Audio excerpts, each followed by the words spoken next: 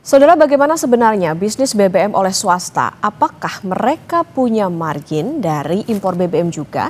Apakah masyarakat memang berpindah ke swasta karena trust issue?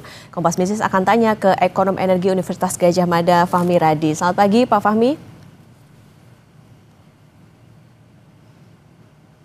Kami juga ingin disclaimer dulu, saudara, karena kami juga sudah menghubungi pihak Kementerian SDM untuk bergabung dalam dialog pagi hari ini dan juga tetapi belum ada konfirmasi lebih lanjut. Kami coba menghubungi ke Pak Fahmi kembali. Pak Fahmi, selamat pagi. Pagi, Okta. Pak Fahmi, kurangnya rasa percaya warga atas kasus kemarin. Ini juga ada yang bilang kualitasnya BBM swasta ini lebih bagus, di motor lebih irit. Ini adalah suara konsumen BBM swasta yang Kompas TV wawancara. Jadi di samping stok BBM bensin swasta yang kosong, kami tangkap nih sepertinya ada trust issue terhadap SPBU yang stoknya tidak kosong. Benarkah rasa kurang percaya ini, Pak Fahmi, membuat BBM swasta ini lebih dicari? Iya, jadi SPBU swasta itu kan hanya beberapa jumlahnya itu ya, dan dikepung oleh SPBU Pertamina itu ya, dalam jumlah yang jauh lebih besar. Nah, untuk bisa menarik konsumen itu ya, maka yang dilakukan oleh SPBU asing atau swasta tadi adalah menjaga kualitas dari produknya, dari bensinnya dia. Dan juga yang kedua adalah mempertahankan services itu. Nah, dengan dua strategi itu, maka sesungguhnya banyak juga konsumen yang tertarik dan kemudian berpindah ke SPBU swasta itu ya. Apalagi peristiwa sebelumnya pada saat kasus dari Patraniaga itu ya, di mana ada isu bahwa Pertamina itu menjual Pertamax rasa Pertalite gitu ya, itu jumlah yang pindah ke SPBU swasta itu jumlahnya cukup besar dan kemudian dia menjadi loyal customer tadi. Nah, kalau kemudian SPBU swasta itu kehabisan stok, maka konsumen itu menunggu-nunggu gitu. Untuk kembali ke Pertamina barangkali betul juga kurang percaya diri juga itu ya. Karena kualitasnya barangkali menurut mereka lebih rendah gitu ya. Dan kadang-kadang harganya lebih tinggi juga. Itu, Okta. Oke, artinya dengan harga yang bersaing, masyarakat juga banyak yang menjadi loyal customer karena tadi lebih ke kualitas dan juga soal bagaimana pelayanan. Kemudian juga tadi bisa dikatakan ada trust issue di sana. Pak Fahmi, kuota impor BBM swasta ini kan ditambah sampai bahkan 110%. Lalu kenapa bisa tetap langka saat ini? Saya kira permasalahannya bukan ditambah atau tidak gitu ya. Tambah 10% atau tidak gitu ya. Tetapi sesungguhnya karena ada aturan dari Kementerian SDM yang mengubah periodisasi gitu ya, waktu impor tadi. Kalau sebelumnya SPBU swasta itu diberi waktu 1 tahun untuk mengimpor BBM tadi gitu ya. Nah, kemudian ada aturan mengubah menjadi 6 bulan. Nah, perubahan jadi 6 bulan ini 3 bulan dievaluasi, kemudian mengajukan lagi izin. Kita tahu bahwa proses perizinan di Indonesia ini sangat lambat gitu ya. Nah, sehingga ini take time itu, sehingga mengurangi BBM yang ada di SPBU swasta gitu ya.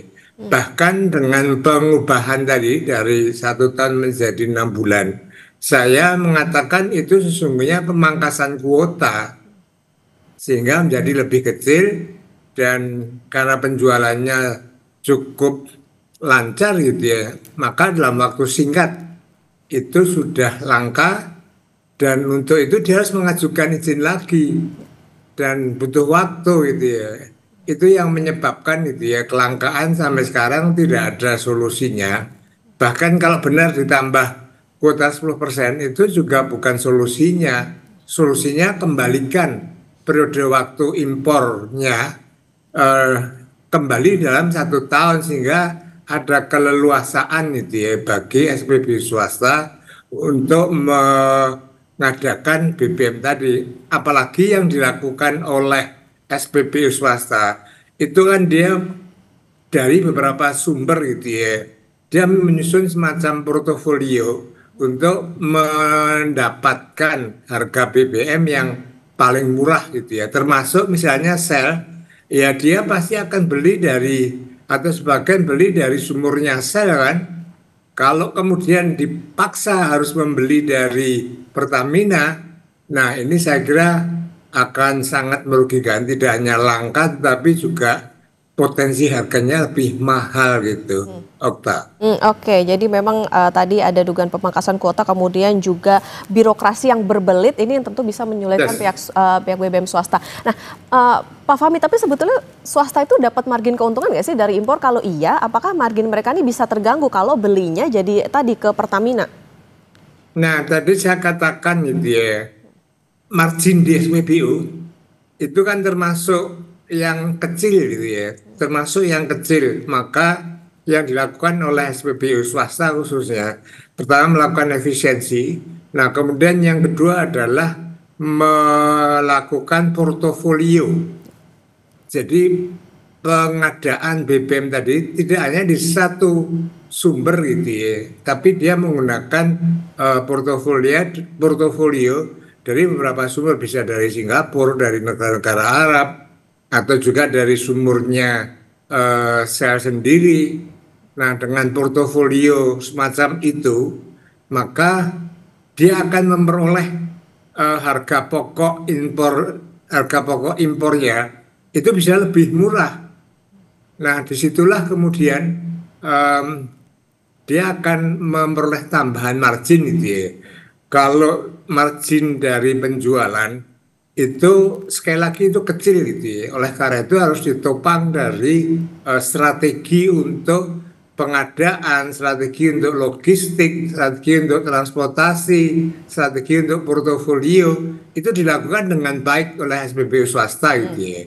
Nah, kalau kemudian ada aturan memaksa mereka membeli dari Pertamina, saya jamin harganya pasti lebih mahal. Oke. Nah, kalau harganya lebih mahal, maka operation cost-nya SPB swasta nanti lama-lama akan meningkat dan ada kemungkinan dia akan akan rugi gitu ya. Ya. Nah, kalau sudah rugi, maka langkah berikutnya ya dia akan hengkang dari Indonesia.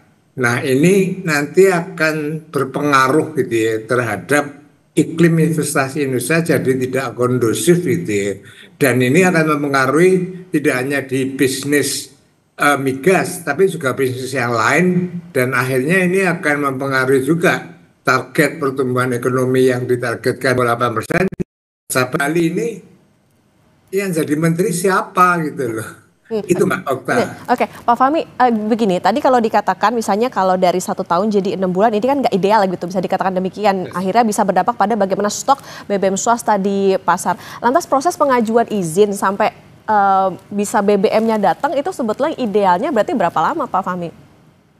Nah, tadi saya katakan dalam 6 bulan itu kan 3 bulan dievaluasi. Ya. Ini kan take time itu ya, mungkin butuh 1 bulan itu ya. Kemudian proses perizinan tidak hanya di satu tempat itu ya. Itu perlu rekomendasi juga misalnya dari SKK Migas, rekomendasi dari em, Kementerian SDM, dan keputusan impor itu kan ada di Kementerian Perdagangan gitu ya, berdasarkan rekomendasi tadi. Nah, ini butuh waktu gitu ya. Jadi bisa dihitung 3 bulan ditambah 2 bulan, 6 bulan sendiri untuk prosesnya itu ya. Nah, ini memperlambat pengadaan tadi, sementara stok yang ada di SPB itu sudah semakin menurun, proses pengajuan izin lagi berjalan. Nah, itu baru izin gitu ya. Maka menurut saya solusinya adalah kembalikan gitu ya. Kembalikan periodisasi pengadaan impor bagi SPB swasta kembali menjadi 1 tahun. Itu yang paling ideal. Dan selama ini kan hampir tidak pernah terjadi kelangkaan di SPBU swasta. Karena apa? Karena 1 tahun periode waktunya. Begitu 6 bulan langsung langka. Maka tadi saya katakan ini sesungguhnya pemangkasan hampir 50% gitu ya, BBM-nya terhadap SPBU swasta gitu, Okta. Oke, baik. Berarti bagaimana soal tata kelola migas? Pak Fahmi, nanti kita lanjutkan kembali soal tata kelola migas ini usai jeda, dan saudara tetap bersama kami di Kompas Bisnis. Kita akan melanjutkan perbincangan bersama dengan Ekonom Energi Universitas Gadjah Mada, Fahmi Radi. Pak Fahmi, kita lanjutkan kembali tadi soal bagaimana tata kelola migas. Ini artinya ada indikasi nggak Pak? Pemerintah nih kayaknya mau ngubah tata kelola migas di sektor hilir. Iya, dari keterangan Bahlil dia mengatakan bahwa ini perbaikan tata kelola gitu ya, tanpa ada penjelasan lebih lanjut. Dan tampaknya kebijakan memotong periodisasi tadi itu juga tidak ada penjelasan yang jelas gitu ya, apa sih tujuannya dan apa dampaknya gitu ya. Kemudian untuk impor satu harga juga demikian, dia hanya mengatakan bahwa ini perbaikan tata kelola gitu ya. Dan tapi di waktu yang sama Bali juga menyebutkan gitu ya, bahwa dengan menyebut pasal 33 yang menyebut bahwa produk yang menguasai hajat hidup orang banyak harus dikuasai oleh negara gitu ya. Nah itu saya kira bisa ditafsirkan gitu ya, untuk misalnya untuk Pertamina atau semua harus beli di Pertamina satu pintu, ini sudah bentuk monopoli saya kira gitu ya. Itu nggak dijelaskan atau bahkan disangkal oleh Bahlil. Tapi itu jelas sudah monopoli kan, monopoli dan pengadaan tadi. Nah, yang kedua kalau nanti SPBU swasta rugi dan akhirnya meninggalkan Indonesia, maka ini lagi-lagi monopoli gitu ya. Dan yang ketiga, saya perkirakan kenapa harus satu pintu dan seluruh SPBU swasta harus membeli melalui Pertamina. Ini ada kaitannya dengan pembelian migas dari Amerika Serikat untuk memenuhi target gitu ya. Jadi beberapa waktu yang lalu kan kita dapat 19% dari Donald Trump, tapi syaratnya harus membeli sejumlah barang, terutama di situ adalah migas gitu ya. Nah kalau yang impor tuh hanya Pertamina itu tidak cukup.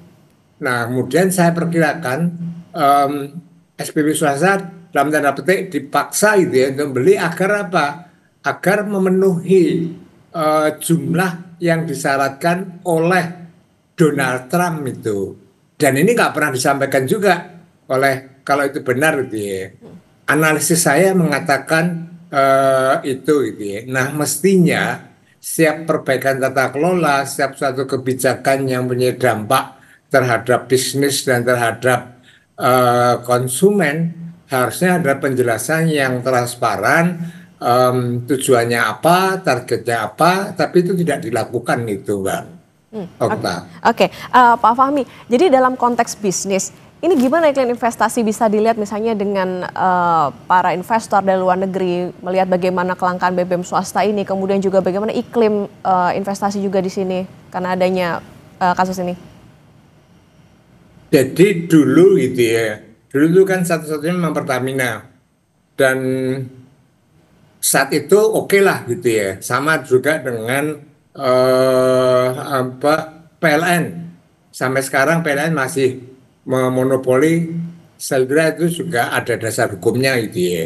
Nah bedanya di Pertamina itu kemudian mengubah tata kelola menjadi liberalisasi tadi, khususnya untuk BBM non subsidi gitu ya. Artinya swasta itu boleh masuk di SPBU untuk menjual non subsidi tadi, dan pengadaannya kemudian juga penetapan harganya sepenuhnya secara bebas tetap diserahkan kepada SPBU swasta itu ya. Nah ini ada suatu kondisi yang bebas gitu ya, liberal tadi. Kalau tiba-tiba diubah menjadi regulated gitu ya, regulated membelinya harus dari Pertamina, bahkan nanti harganya harus didikte. Nah ini saya kira bagi SPBU swasta itu sungguh kondisi yang tidak baik gitu ya. saya kira mereka nanti akan eh, protes untuk itu gitu ya. Atau kalau tidak ya dia akan keluar dari Indonesia. Nah, kalau kemudian keluar dari Indonesia ini akan menimbulkan image yang tidak baik gitu ya. Image yang tidak baik dan itu akan mempengaruhi atau memperburuk gitu ya iklim investasi yang di Indonesia. Mereka akan mencatat untuk peraturan yang demikian penting kan dengan mudahnya diubah gitu ya. Ya. Nah, sehingga ini tidak menarik investasi di Indonesia tadi, tidak hanya di sektor gas, gitu ya, migas, tapi karena image yang terbentuk tadi, maka iklim investasi di sektor bisnis yang lain itu juga akan terpengaruh, sehingga investasi yang diharapkan masuk ke Indonesia ini akan terganggu, gitu ya, akan terhambat. Padahal investasi ini dibutuhkan untuk menopang, gitu ya, pertumbuhan ekonomi. Nah, kalau iklim investasi itu memburuk, maka pencapaian pertumbuhan ekonomi 8% seperti ditargetkan oleh Prabowo itu mustahil untuk bisa dicapai. Oke. Nah, Pak Fahmi, itu kan kalau secara investasi, nah ini bisa memicu gejolak sosial tidak Pak Fahmi? Singkat saja. Nah, saya kira sekarang aja gitu ya, loyal customer-nya SPB swasta itu akan menunggu-nunggu dan sangat kecewa itu ya. Kalau kemudian itu terjadi serentak di seluruh Indonesia, maka ini akan, saya juga khawatir menimbulkan gejolak sosial yang itu juga tidak baik gitu ya bagi stabilitas ekonomi dan politik di Indonesia itu. Maka sebelum itu terjadi, maka saya berharap Bahlil itu sadar gitu ya. Kemudian untuk mengembalikan, yang pertama mengembalikan periodisasi untuk SPB swasta itu 1 tahun dalam pengadaan. Kemudian yang kedua, batalkan kebijakan impor BBM 1 pintu. Itu, Okta. Oke, berarti tambah kuota impor ini bukan solusi, tentu tata kelola juga harus diperhatikan bagaimana catatannya tadi soal bagaimana keberlanjutan investasi, serapan tenaga kerja juga pasti akan berpengaruh, kemudian juga gejolak sosial, dan juga pemerintah juga harus memperhatikan bagaimana persaingan yang sehat antara BBM punyanya swasta dengan punya pemerintah. Terima kasih, Ekonom Energi Universitas Gadjah Mada. Ya, Pak izin sudah terbatas dengan durasi, Pak Fahmi, kami mohon izin. Terima kasih Pak Fahmi Radi, Ekonom Energi Universitas Gadjah Mada sudah bersama di Kompas Bisnis. Sehat selalu Pak Fahmi. Makasih Mbak Okta, selamat siang.